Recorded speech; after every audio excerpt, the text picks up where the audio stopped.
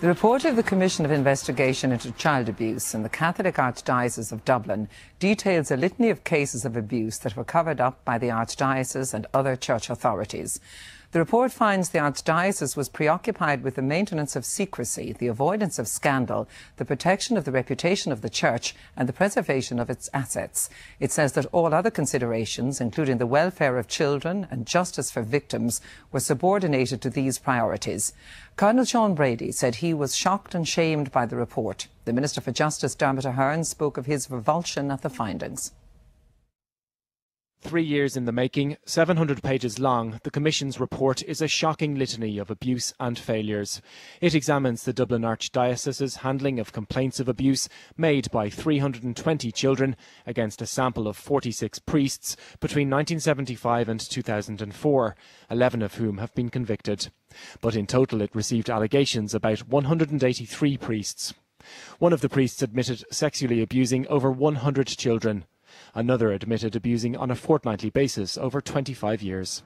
The report is highly critical of the Archdiocese, saying for decades its preoccupations were secrecy and the Church's reputation. It says the Archdiocese didn't implement canon law and did its best to avoid applying the laws of the state. There was little or no concern for the welfare of the abused child or for the welfare of other children who might come into contact with the priest. There was a don't ask, don't tell attitude. Complainants were often met with denial, arrogance and cover-up, and with incompetence and incomprehension in some cases.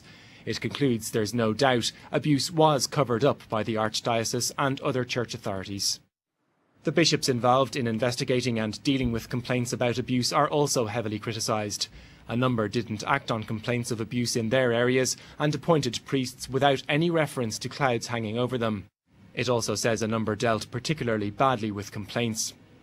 Now retired, Bishop Dermot O'Mahony failed to tell his superior about a number of complaints and allowed a psychiatric report on Father Ivan Payne to be relied upon, even though it was clearly inaccurate.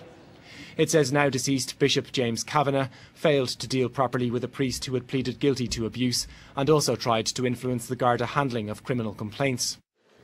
And it says the failure of Bishop Donal Murray, now Bishop of Limerick, to investigate a particular allegation was inexcusable.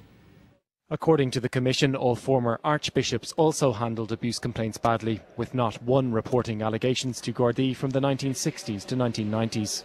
Archbishop John Charles McQuaid's dealings with one priest in 1960 were aimed at avoiding scandal and showed no concern for the welfare of children.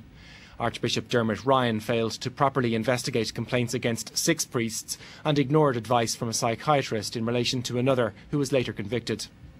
Archbishop Kevin McNamara restored duties to a priest after he pleaded guilty to abusing in 1983 and promoted another serial abuser.